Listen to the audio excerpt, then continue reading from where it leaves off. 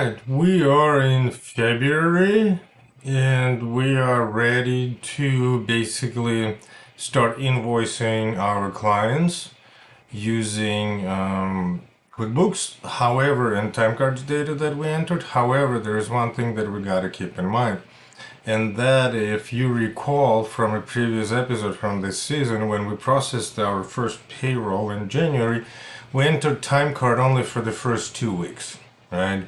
However, in January we had 2 more weeks, right?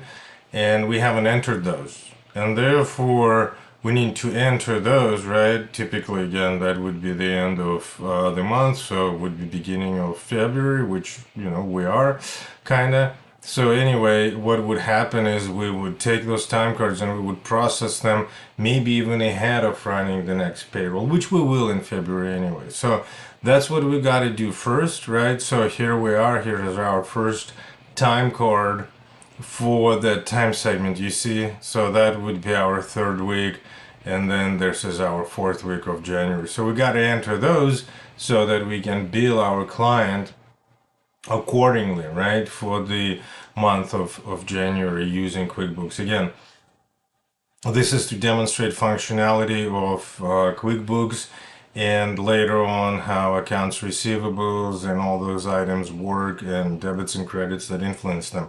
When we enter time card in QuickBooks at this point, there is no impact on our general ledger directly at this point, and so their debits and credits are not impacted. So all we're going to do is we're just going to enter those,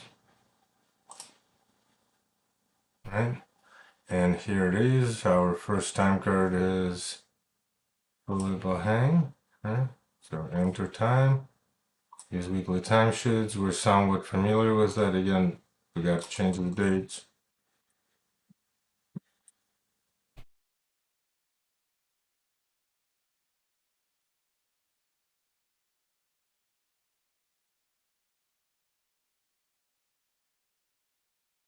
Okay, so 18 to 24, right? That's the week.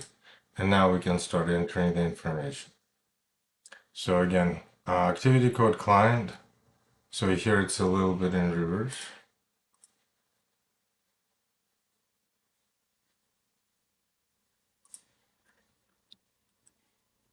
And again, for the first few months, we will enter the time cards just so that we have that kind of practice shown to you through QuickBooks, and going forward we will just enter them off record and then we'll just work with debits and credits, right? But again, it's interesting to show the dynamics here. Again, even though it doesn't impact debits and credits, I think it's worth showing it. Anyway, let's go ahead. So here's our 17.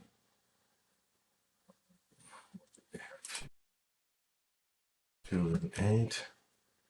And this one is also 3. And then here we have 919. 9, 0 tax. Okay, and that's on Wednesday 4. Excellent. And then 3.5. Excellent. And then 922. Alright, 922. There it is.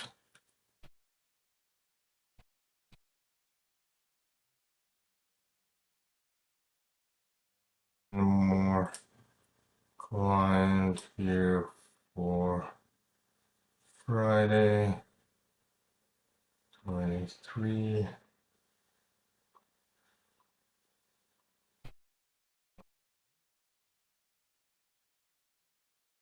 And let's make sure totals add up. 12, 12, 12, 10, 58 total. Good.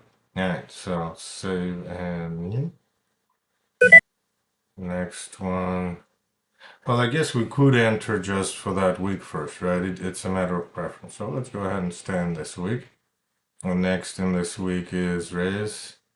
Again, alright, customer job. 2 is here. 3, yep.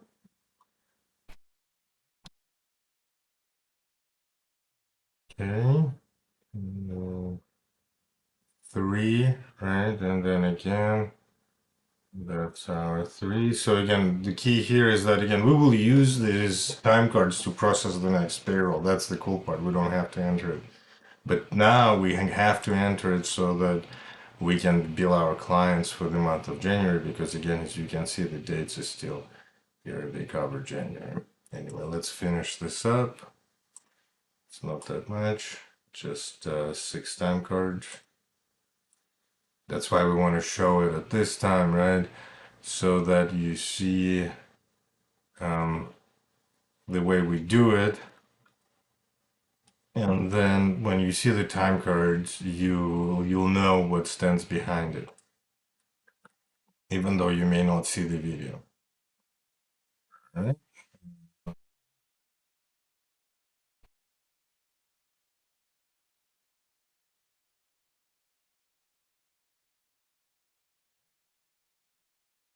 Here it is. Alright, everything is billable. It's up right here.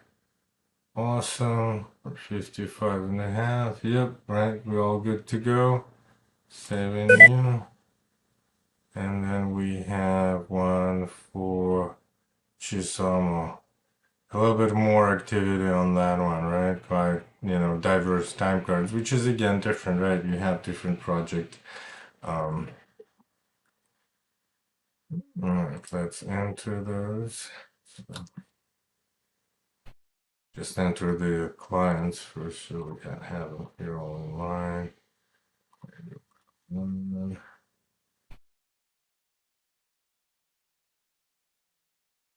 If everybody has their own ways of entering time cards.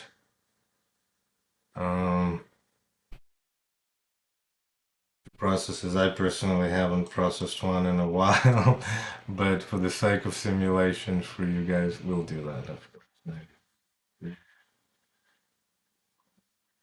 Again, it's a conveyor belt in many ways, right? Once you know how to get a hang of it, you do it much faster and better than anybody else. Again, the key is to make sure that the data is accurately captured here,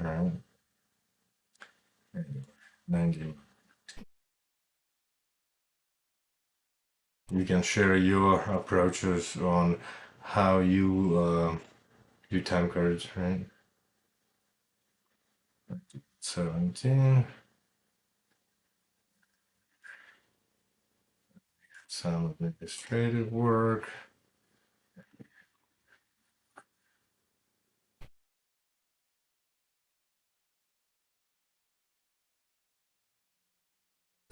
Our items.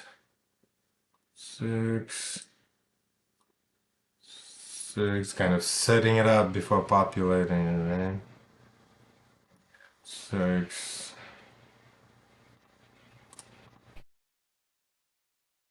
6. 6. So that's 2. Couple of 6. 6.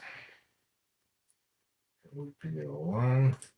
Administrative.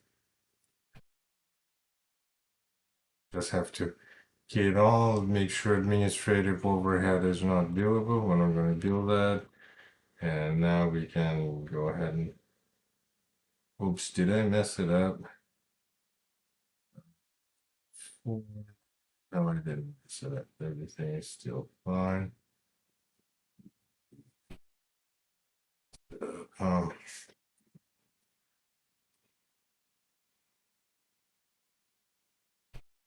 okay.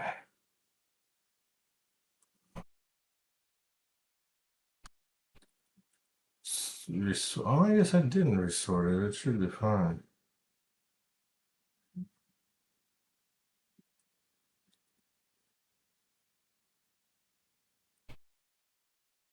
It's 23.6. Yep. Well, I didn't mess it up, so that's good. Eh,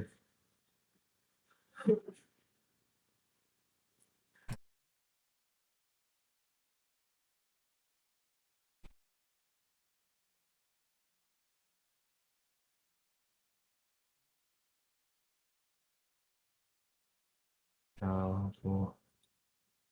Mhm. All right, we got it. All right, cool. No, I didn't mess it up. I thought I did, but because it couldn't sort, they wouldn't. All right, so here we are. This time card is ready and new. Let's go back to the following week right here. Right, and then this is the last week, right? So we need to make this adjustment. Right. And that's the last week. So now we're going to enter the last week of this. All right. And then again, let's do the same approach. Again, if you want me to do it a certain way and show your way of processing time cards, let me know. I'll be happy to show it. Two, three.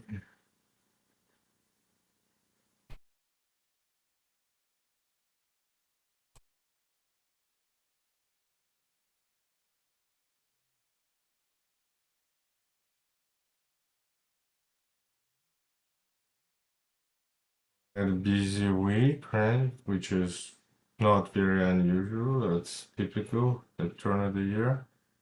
19. All right, so here we are. Now service items are all the same. Payroll tax makes sense. You have your annual, you have your quarter, fourth quarter. All right, now we're just going to key it in. 10, 2, 25.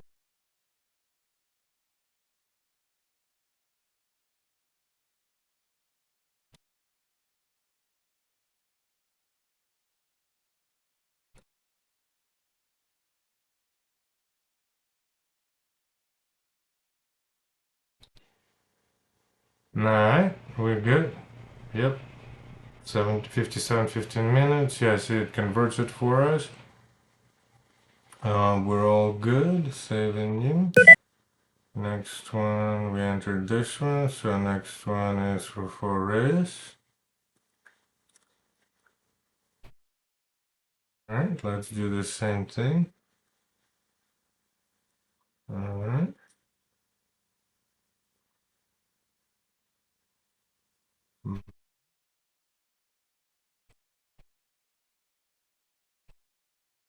There it is. Again, we're going to do it just for this month of January. And then going forward, we'll enter it of records. If after that you guys want us to do that again, let me know, and we'll be happy to do it. But again, the entering of time cards does not impact your debits and credits, but it does demonstrate how when you use this inside QuickBooks to generate invoices, right, to generate payroll, it does impact. So we need to do it in order to show the following steps, so might as well spend January doing that. Again, I promise I'm not going to bore you with that in the following months. Alright, let's finish it up. Just wanted to show that we actually do enter all of that manually, and so sometimes it takes us a while to prepare the simulations. And you can see that, again, it is very realistic, and so it is therefore time consuming. To be realistic, right, you got to be paying attention to detail, and that takes time. 56 hours and 30 minutes. Again, that 56 and a half, just like on our time card, right? And we have one more time card to enter to complete time cards for January. Saving you. Alright, last one, and that's for Chisama. Again, we're going to use the same approach.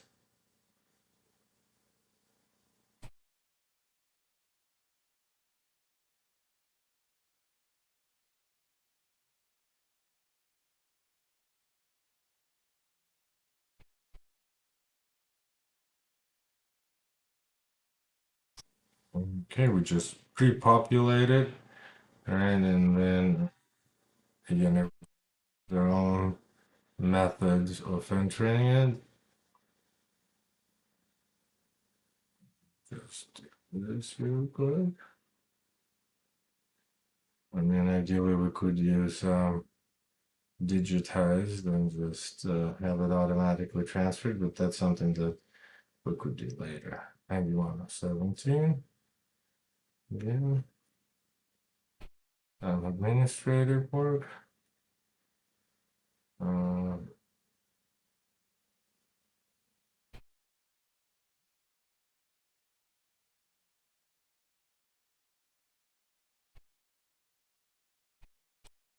Thank God, really, that would be shame. I tend to click on those, but that's okay. So I'm going to do it again.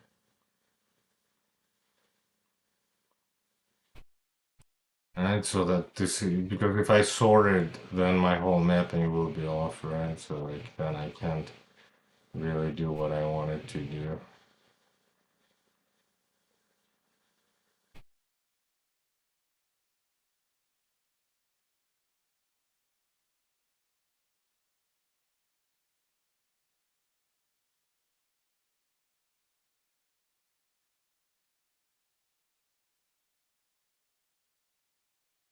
Here it is. Now we just have to key it in.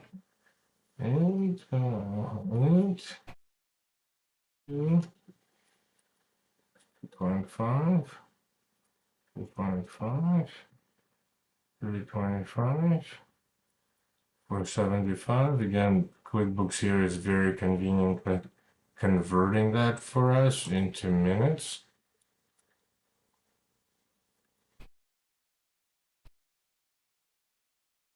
And here it is, right? 40 hours like we planned, ready to go. We just have to unclick administrative overhead right here, right? Because again, that will not be billable. Other than that, time cards for January 7 close are complete at this point, and we can do the fun part, right, of billing our customers.